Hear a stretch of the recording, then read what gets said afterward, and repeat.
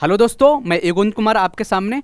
और आज हम बात करेंगे यूनिफॉर्म सिविल कोड। और ये ऐसा टॉपिक है कि आज देखोगे हर जगह छाया हुआ है, मीडिया से लेके यूट्यूब पर लेकर हर जगह छाया हुआ है। और हमारे एग्ज़ाम के पर्सपेक्टिव से भी बहुत ज़्यादा इंपॉर्टेंस रखता है। आप देखोगे कि हमारे कॉन्स्टिट्यूशन में जहाँ पर डीपीएसपी की बात होती है, director principles of state policy, उसमें आर्टिकल 44 में भी इसकी बात की गई है। तो यूनिफॉर्म सिविल कोड यही नहीं कि हमें तभी पढ़ाई करनी चाहिए कि ये एग्ज़ाम में आएगा। एज ए जागरूक नागरिक होने के नाते भी हमें इसके बारे में पता होना चाहिए कि होता क्या है कि जब कोई भी लॉ बनता है तो संसद में उसकी डिबेट्स चलती हैं, और उन डिबेट को आप तभी समझ पाओगे जब इसके बारे में बेसिक नॉलेज हो कि ये वास्तव में है क्या, इसके पीछे इसकी हिस्ट्री क्या है, इसका बैकग्राउंड क्या है, हमारा कॉन्स्टिट्यूशन इसके बारे में क्या कहता है। समझ गए? नई नॉलेज होती है तो होता क्या है कि लोग फिर आपको गुमराह करते हैं, उसको क्या बना देते हैं, हिंदू मुस्लिम का एक जरिया बना देते कि नहीं भाई ऐसा होगा बस, और जानते कुछ भी नहीं है।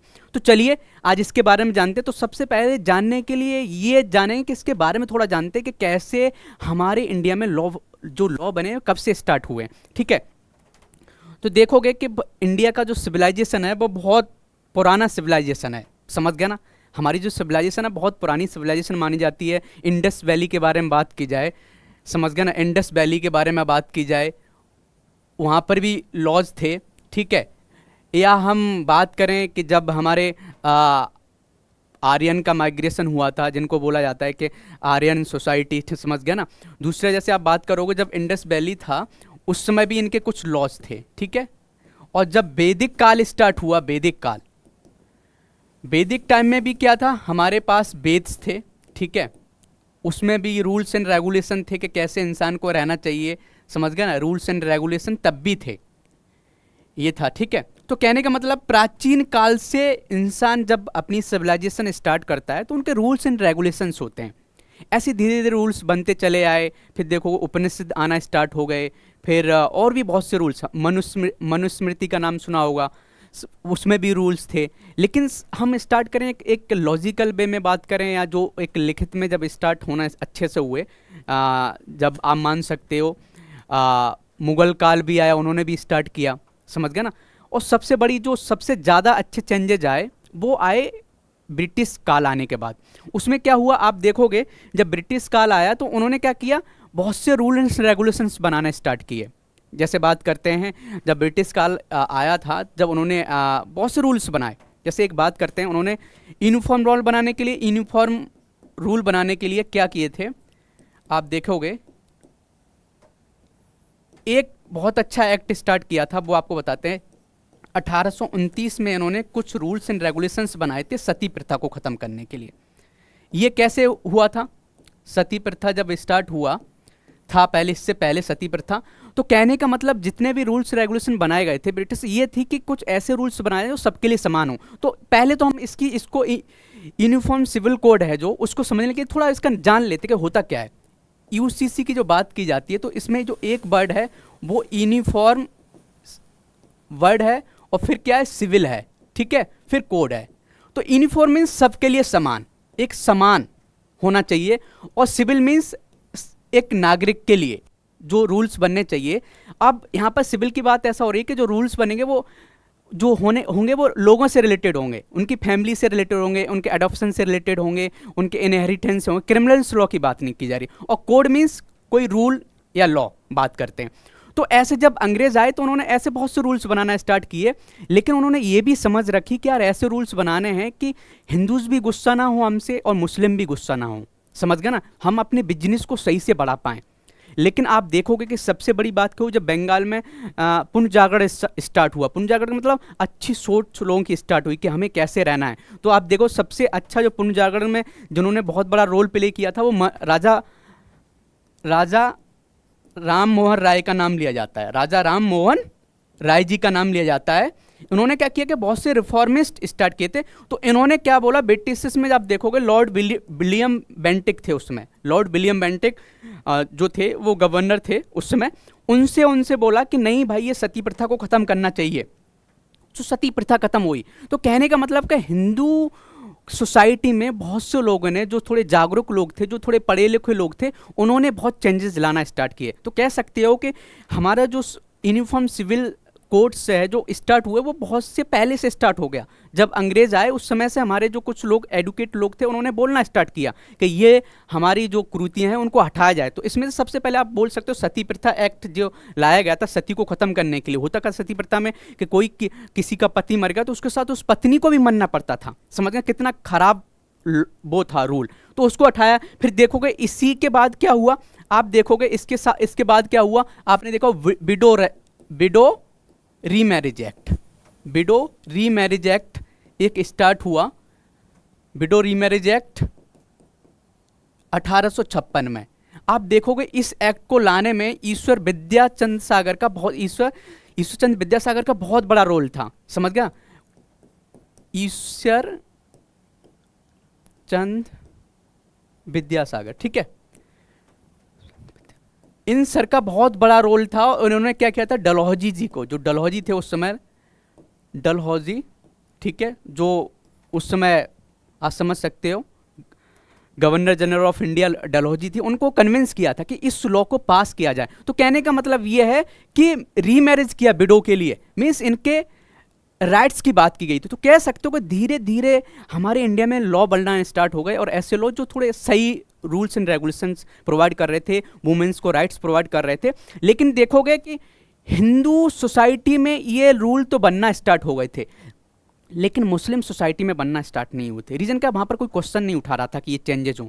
उनके जो रूल्स थे वो शरीयत के अकॉर्डिंग चल रहे थे और कोई चेंजेस नहीं किया गया था, जैसे थे वैसे ही लिख दिया। वो रीज़न ये था कि ब्रिटिशर्स नहीं चाहते थे कि मुस्लिम सोसाइटी हमारे खिलाफ हो, हम जो बिजनेस करना चाह रहे हैं वही बिजनेस हम करेंगे। समझ गए ना, तो बहुत सी बड़ी हिस्ट्री है इसके पीछे। तो देखोगे कि हिंदू सोसाइटी ने तो अपने आप को बदलना स्टार्ट किया, मुस्लिम सोसाइटी ने थोड़ा नहीं बदला। रीजन क्या हो सकता है, वहाँ पर भी वे एडुकेट लोग थे लेकिन ज़्यादा बोलने वाले कम ही लोग थे, और जहाँ पर एडुकेशन स्टार्ट हो जाती है तो वहाँ बदलाव होना स्टार्ट हो जाते हैं। समझ गए ना, अब क्या चाह रहे हैं, आप देख सकते हो कि अब जो गवर्नमेंट आ रही है, बीजेपी गवर्नमेंट की बात करते हैं। जब ये 2014 में बनी थी बीजेपी गवर्नमेंट 2014 में, तो इनका कुछ मैनिफेस्टो था। उन मैनिफेस्टो में बहुत सी बातें थी, उन सब की हम बात नहीं कर पाएंगे, लेकिन कुछ बातों की हम बात करते हैं। इन्होंने बात की थी 370 आर्टिकल की बात की थी, ठीक है। इस आर्टिकल के तहत क्या था, आप बात करते हैं तो इसमें क्या है, आर्टिकल 370, और ये किससे था, जम्मू एंड कश्मीर से रिलेटेड था, इसको हटाना है, ये इनका एक मैनिफेस्टो था।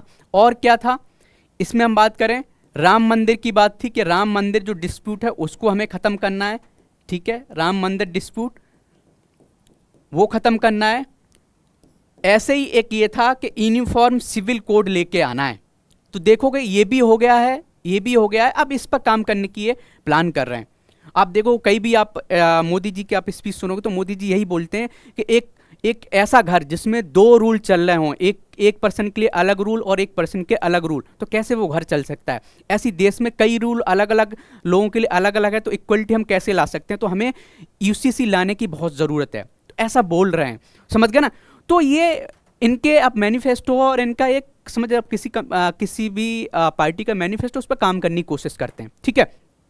तो अब जानते हैं, अब इसके लिए देखोगे कि हम बात करें कि ईसीसी लाने की बात हो रही है। आप देखोगे चलो ब्रिटिशर्स ने कुछ रूल लाने की बात करे जो इंडियन वुमेन्स के लिए अच्छा था, जो केवल हिंदूज वुमेन के लिए काम आ पाया, जैसे सती प्रथा हटाई गई, ठीक है, एक अच्छा रूल था, सबके लिए बना दिया कि सती प्रथा नहीं होगी। फिर विडो रीमैरिज स्टार्ट हो गई।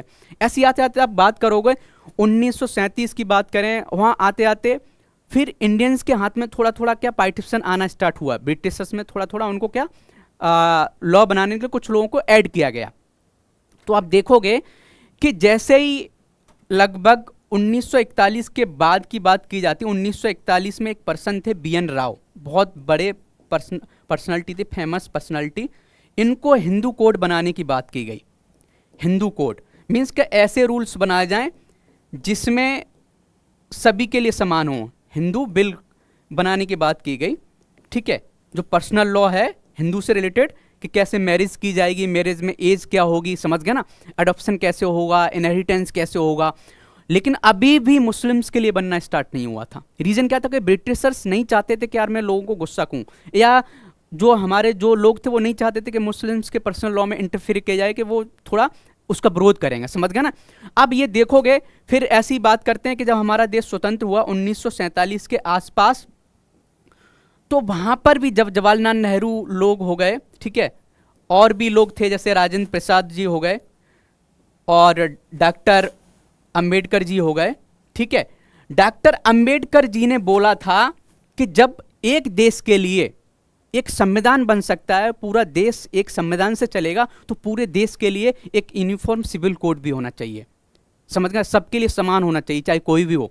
उस समय राजेंद्र प्रसाद जी ने विरोध किया था, और भी लोग थे, उन्होंने, पटेल जी ने विरोध किया था कि नहीं, आप हिंदूज की जो परंपरा है उनको क्यों तोड़ रहे हो, समझ गए ना। ऐसी मुस्लिम्स लोगों ने भी विरोध किया था। आप देखोगे ये मामला इतना पहुंच गया था कि लोगों ने ये बोलना स्टार्ट कर दिया था कि आप बिना लोगों से पूछे, आप डेमोक्रेसी की बात कर रहे हो, तो आप क्या हो, आप कॉन्स्टिट्यूंट असेंबली हो, आप इलेक्टेड लोग नहीं हो। इलेक्शन होने दो, फिर उसके बाद जनता जो बोलेगी वो कराओ। तो आप समझ सकते हो कि इतना विरोध हुआ। जब ये चलती रही डिबेट, लगभग 1950 तक डिबेट ऐसी चलती रही। और आप देखोगे बाद में क्या हुआ, डॉक्टर अंबेडकर जी ने क्या कर दिया, अपने आप को रिजाइन भी कर दिया था अपनी पोस्ट से। वो रीजन क्या था, यही था कि लोग विरोध कर रहे थे यूसीसी आने के लिए, और डॉक्टर अंबेडकर जी बोल रहे थे कि यूसीसी को लाया जाए, लोगों के लिए, एम्पावरमेंट के लिए जरूरी है, वुमेन के राइट्स के लिए बहुत जरूरी है, समझ गया ना। तो चलिए इसके बारे में थोड़ा जानते हैं कैसे। अब देखोगे कि ये क्यों स्टार्ट हुआ। तो उसके स्टार्ट होने के लिए हुआ क्या था कि अभी जो सेकंड लॉ कमीशन बना है इंडिया का, सेकंड लॉ कमीशन, अभी तक 22, इससे पहले 21 लॉ कमीशंस बन चुकी हैं। और जो अभी 22nd लॉ कमीशन है, उसने क्या किया कि उसने व्यूज मांगे लोगों से, किससे, रिलीजियस ऑर्गेनाइजेशन से पूछा है और पब्लिक से पूछा है कि यूसीसी लाने के लिए आप बोलिए क्यों लाना चाहिए, आपके इस पर व्यूज क्या है, समझ गया ना। ये लॉ कमीशन ने बोला है। अब आप थोड़ा लॉ कमीशन के बारे में जानें कि लॉ कमीशन है क्या इंडिया की, समझ गया ना। लॉ कमीशन है क्या, तो पहली बात यह कि ये नॉन कॉन्स्टिट्यूशनल बॉडी है, कोई इससे कॉन्स्टिट्यूशन से कोई लेना देना नहीं है, ठीक है। दूसरी हम बात करें, नॉन स्टैट्यूटरी बॉडी है, कोई लॉ के द्वारा भी नहीं बनी है, बस ये कि एक एग्जीक्यूटिव ऑर्डर है उसके द्वारा ये बनी है। गवर्नमेंट ऑफ इंडिया ने एक एग्जीक्यूटिव ऑर्डर निकाला और उससे बना दिया गया है, समझ गया ना।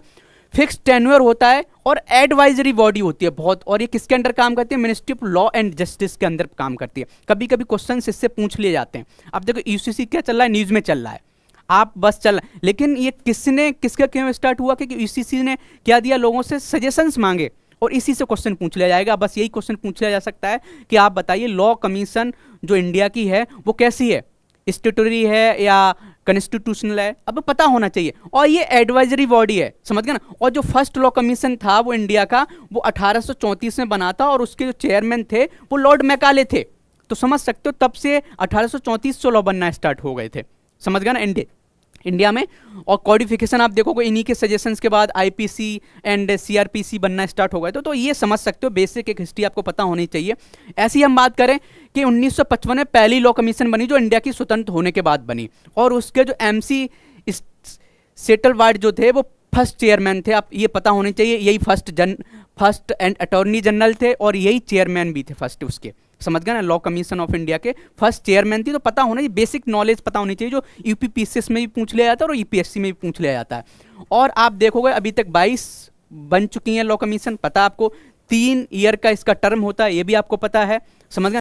चेयरमैन ऑफ 22nd जो है लॉ कमीशन ऑफ इंडिया, उसके आप देखो ऋतु राज अवस्थी जी हैं, जो आप समझ सकते हो अभी चेयरमैन जी हैं, ये हैं, तो समझ सकते हो। तो इन्हीं के अंडर में ये पूछा गया है, जितने भी ऑर्गेनाइजेशन हैं, रिलीजियस ऑर्गेनाइजेशन, उनसे ये पूछा गया है आप अपने व्यूज दो कि यूसीसी लाना चाहिए या नहीं लाना चाहिए, समझ गए। और पब्लिक से भी पूछा है।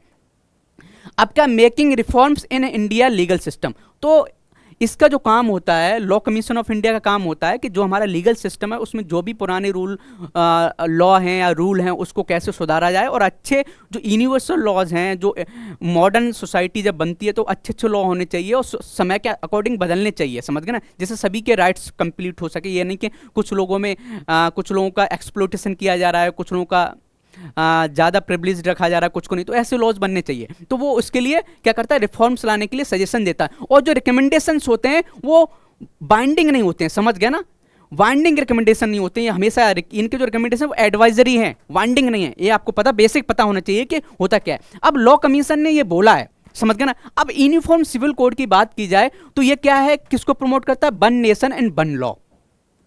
अब देखोगे कि ये ऐसा टॉपिक है, सच बताऊं मैं भी कंफ्यूज, क्या बहुत से लोग कंफ्यूज हो सकते, कितना भी इसके बारे में जान लिया जाए कंफ्यूजन इसलिए क्रिएट होता है कि ये बहुत एक आइडियल कंडीशन नहीं है, वो लोगों के सब्जेक्ट पे डिपेंड करता है कि सच में हमारे लिए क्या सही है सोसाइटी के लिए, समझ गए ना। अब एक लॉ बनना चाहिए तो क्यों बनना चाहिए पूरी सोसाइटी के लिए, समझ गए, बन लॉ। अब देखोगे कि आप हम इंडिया को इंटीग्रेट करना चाहते हैं तो इंटीग्रेट कई तरीके से हो सकती है। आप देखो कैसे कैसे इंटीग्रेट हो, आप क्रिकेट की बात करो तो इंडिया को क्या करता है, इंटीग्रेट करता है, हर कोई देखता है क्रिकेट को, ऑब्वियस सी बात हर कोई देखता है। आप बात करो करेंसी, जो इंडिया का जो पैसा हर जगह वही लोग यूज़ करते हैं, लोगों को लगता है कि मैं हाँ इंडिया का हूँ और इंडिया के अंदर रह रहा हूँ, और लोगों को लगाव भी क्रिएट होता है, समझ गए, पैट्रियोटिज्म क्रिएट होता है। अब एक लॉ भी होना चाहिए कि पूरे देश में एक लॉ, लेकिन कभी कभी आप सोच रहे हो कि यार एक लॉ क्यों क्रिएट होना चाहिए, क्यों नहीं होना चाहिए। अब हम बात करें, अब एक चीज थोड़ी देख लेते हैं, थोड़ा सा हम डिस्कशन कर लेते हैं। एक आप बात कीजिए, एक ऐसा देश, यहां पर देखोगे ट्राइबल्स भी रहते हैं, ठीक है, ट्राइबल्स, यहां की डाइवर्सिटी भी बहुत है, डाइवर्सिटी भी बहुत है। और बात करते हैं बहुत बड़ा एरिया भी है, तो डिफरेंट एरिया के डिफरेंट लॉ होते हैं। तो अब बात करें हम ट्राइबल्स की बात करें, ट्राइबल्स के अपने कस्टमरी लॉज होते हैं, ट्रेडिशनल लॉज उनके होते हैं। आप देखोगे कि इंडियन कॉन्स्टिट्यूशन में उनके कस्टमरीज लॉज को बचाने के लिए, कस्टमरीज लॉज जो हैं उसको प्रोटेक्ट करने के लिए आप देखोगे आर्टिकल 371 ए बनाया गया है, 371 ए बनाया गया है, ठीक है। आप देखोगे 371 एफ बनाया गया है, और आप देखोगे 5th शेड्यूल हो गया, ठीक है, 5th शेड्यूल हो गया, और 6th शेड्यूल हो गया, 6th शेड्यूल हो गया। और इसमें बात करोगे तो ये बात करोगे कि उनके जितने भी कस्टमरीज लॉज होते हैं हमें उनका प्रोटेक्शन करना है, मीन्स उनको जो लॉज हैं वो उनको हमें प्रोटेक्शन करना है। कोई भी जो पार्लियामेंट का लॉ है वो तभी लगेगा कि वहाँ की जो लेजिस्लेटिव असेंबली है वो एक क्या रेजोल्यूशन पास करे। आप बात कर रहे हो, तुम एक तरफ यूसीसी लाने की बात कर रहे हो और एक तरफ कॉन्स्टिट्यूशन में ये बोल रहे हो, समझ, कन्फ्लिक्ट क्रिएट हुआ ना। तो कहने का मतलब बहुत चीज़ें, तो एक तो चलो ट्राइबल्स की प्रॉब्लम, दूसरा डाइवर्सिटी की बात करें, हम डाइवर्सिटी की बात करें कि जो मुस्लिम्स का कल्चर है वो अलग है, ठीक है, उनके जो रूल्स हैं वो शरीयत के अकॉर्डिंग है। अब एक मैं यहाँ पर थोड़ा एक कंसेप्ट आपको क्लियर समझाना चाहता हूँ। कभी भी जो कल्चर होता है ना, कल्चर की हम बात करें तो कल्चर बहुत एक जबरदस्त चीज़ होती है। एक मैंने कंसेप्ट पढ़ा था एंथ्रोपोलॉजी में, थोड़ा मैं समझाना चाहता हूँ। एक वहाँ पर बहुत जबरदस्त वो था, वो ये था कल्चर रिलेटिव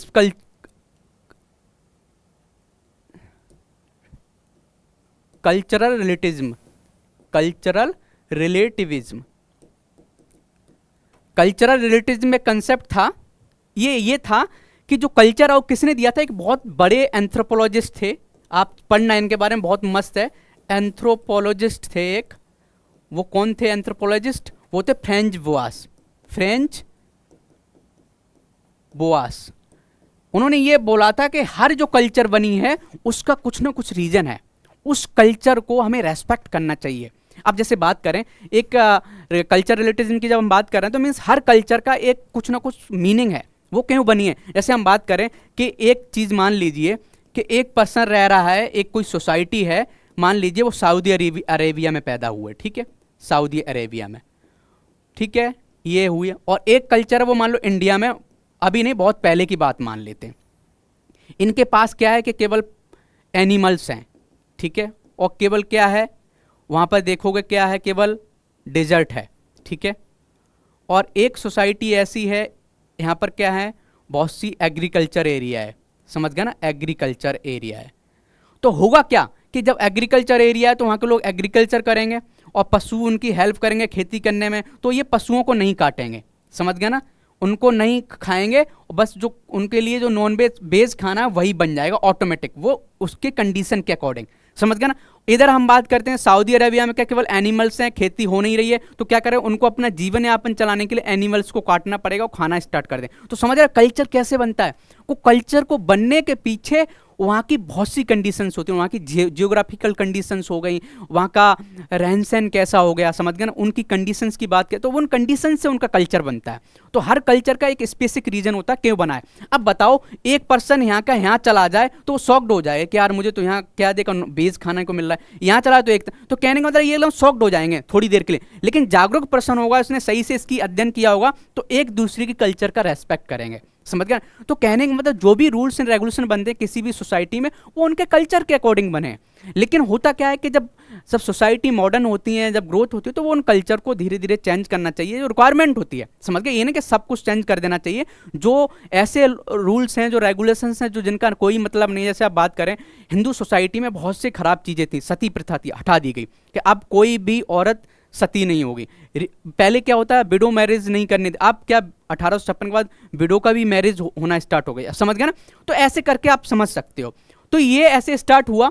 तो अब हिस्ट्री एंड बैकग्राउंड जैसे हम देख सकते हैं यूसीसी का क्या है, कि यूसीसी आना चाहिए। तो हमारी जो बात में अभी इससे पहले बात कर रहा था कि ट्राइबल्स के रूल्स एंड रेगुलेशंस अलग हैं, उनके कस्टमरीज लॉज अलग हैं। तो ऑब्वियसली ट्राइबल्स के जो रूल्स हैं उनको अभी इतनी जल्दी इंटीग्रेट करने की जरूरत नहीं, धीरे धीरे वो एडुकेट होना स्टार्ट हो जाएंगे तो खुद ही वो हमारी सोसाइटी में हमारे जो लॉज हैं उनको अडॉप्ट कर लेंगे, कहते ना। लेकिन सच बताऊं उनके रूल्स से लगे हमसे भी कुछ अच्छे हैं। आप देखो वहाँ कोई भी पर्सन दूसरे का रेप नहीं करता है, समझ गया। वहाँ आप देखो दहेज प्रथा नहीं है, तो कुछ रूल्स उनके हमसे बेहतर है।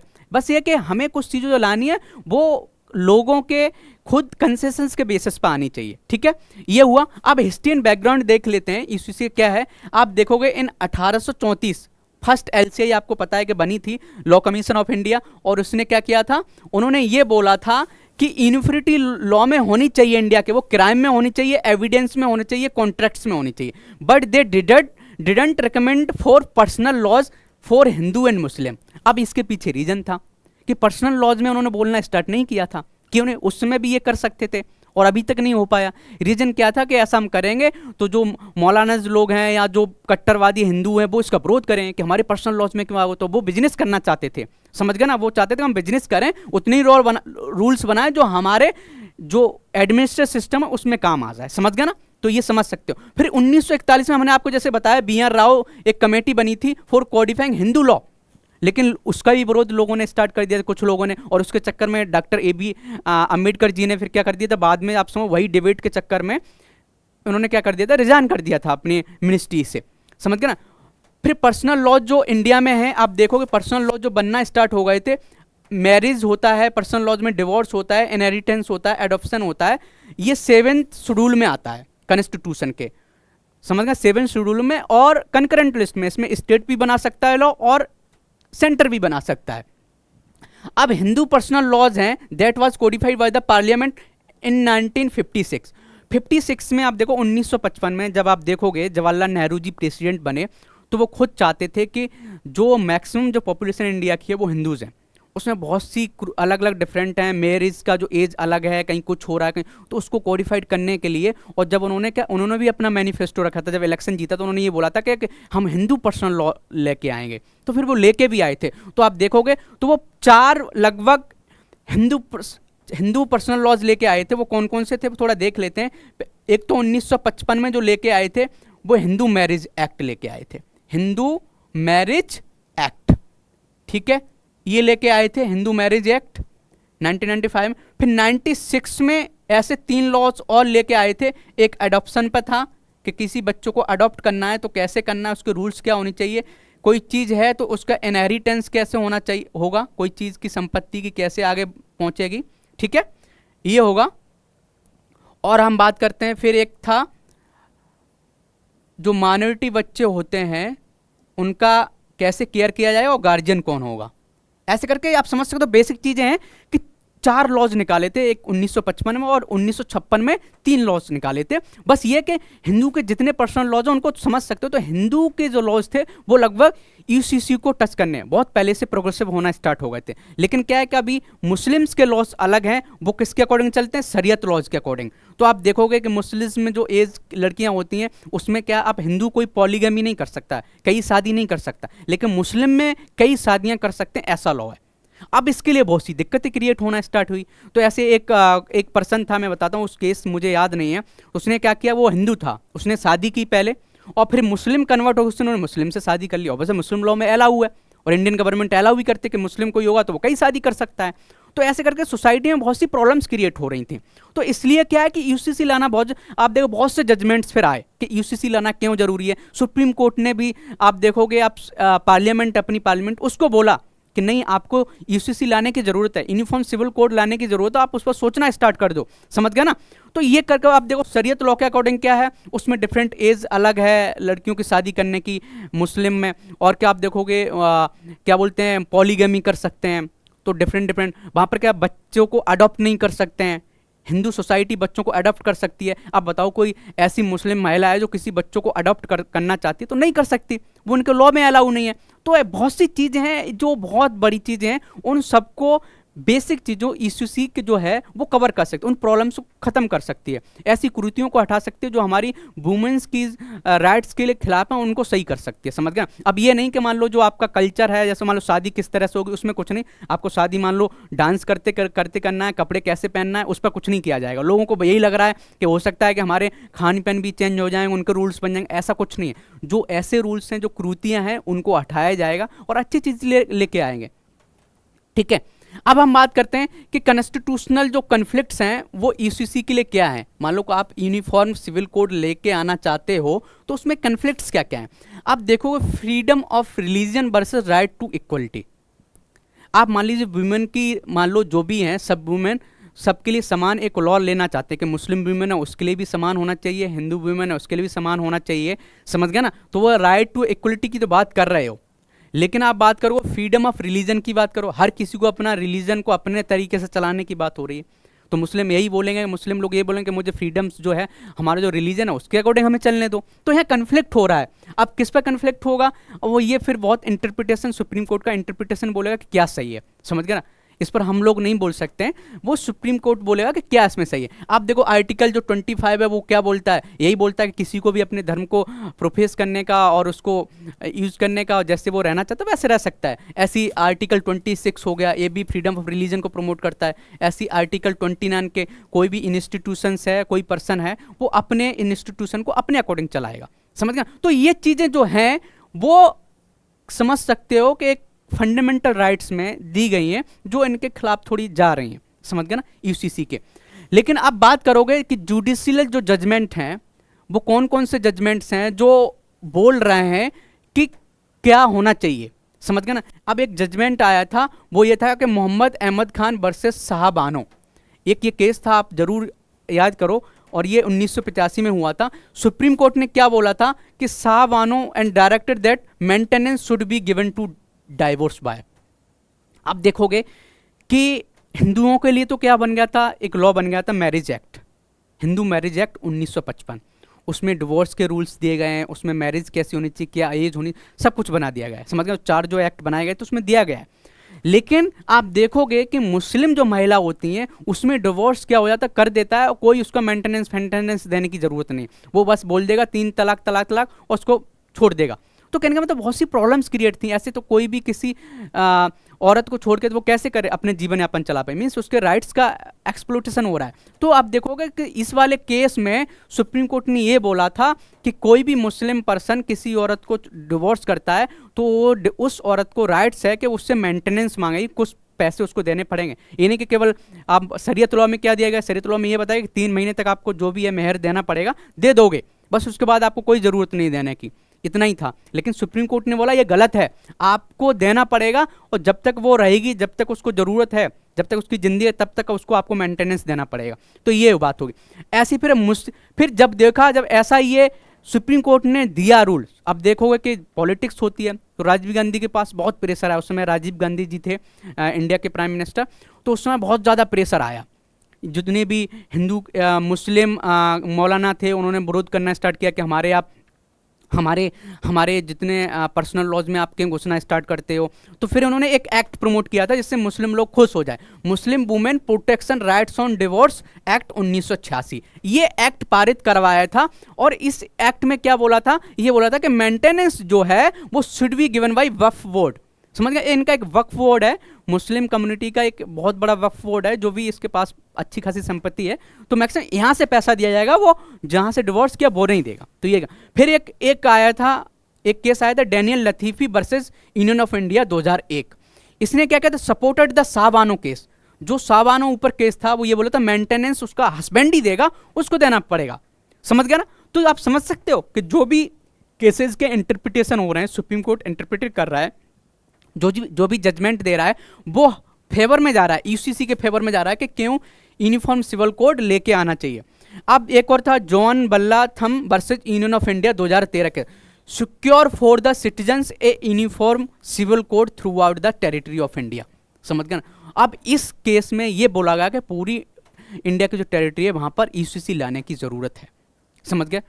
तो ये केस भी ऐसी सायरा बानो केस आया 2017 में, सुप्रीम कोर्ट ने declared the triple talaq as a unconstitutional and made criminal offence. उसने ही बोला कि जो ट्रिपल तलाक है वो अनकॉन्स्टिट्यूशनल है और क्रिमिनल ऑफेंस है। अब ये का शरीयत का जो रूल था उसमें तो अलाउ हुआ। तो कहने का मतलब ये है, मैं बस यही बोलना चाहते हैं कि कोई भी सोसाइटी खराब नहीं होती, बस उसको क्या है कि कुछ क्रूतियां हैं उनको हटाने की। आप हिंदू सोसाइटी में कितनी क्रूतियां थी आप बताओ, लेकिन हम लोग लकी थे कि हमारे जो पूर्वज थे उन्होंने क्या स्टेप्स लेना स्टार्ट किए। आप देखो सती प्रथा को उठाया गया, समझ गया ना, या देखोगे विडो रीमैरिज स्टार्ट कर दी गई। तो ऐसे हर सोसाइटी को, हर एडुकेट पर्सन को ऐसी चीज़ों को, जो हर धर्म में देखो अच्छा ही है, हर धर्म में खराब, तो खराब चीज़ों को हमें हटाना है और अच्छी चीज़ को लेके पूरे कोडिफाइड कर दो, पूरी सोसाइटी के लिए अच्छा, पूरे भारत देश के लिए अच्छा होगा। समझ गए ना।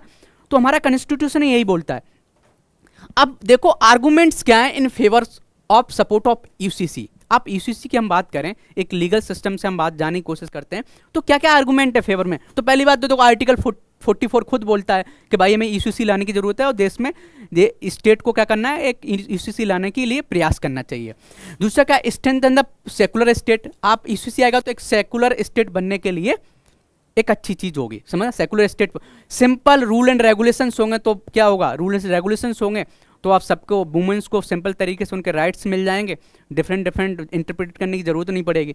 Protection of women and empowerment of minority. अब बताओ ऐसी औरतें हैं जिनको मान लो डिवोर्स के बाद मेंटेनेंस नहीं दिया है, वो मेंटेनेंस बनना स्टार्ट हो जाएगा, उनकी एज बन जाएगी, उनको पढ़ाई करने का मौका मिल जाएगा। समझ गया ना। ऐसी औरतें हैं मान लो मुस्लिम जिनके बच्चे नहीं और वो अडॉप्ट कर पाएंगे बच्चों को, तो बहुत सी प्रॉब्लम्स है, जो प्रॉब्लम्स हैं उनको एक एम्पावरमेंट। आप देखो जॉन बलाथम जो versus Union of India case था उसमें तो बोला ही गया था कि secure the citizenship a uniform civil code throughout the territory of India, कि पूरी टेरिटरी ऑफ इंडिया में एक सिविल कोड लाने की जरूरत है, सुप्रीम कोर्ट खुद बोल रहा है। तो ये सब बातें बोल रही हैं कि हाँ यूसीसी इंडिया में आना चाहिए, जो सपोर्ट में जा रही हैं। समझ गया ना।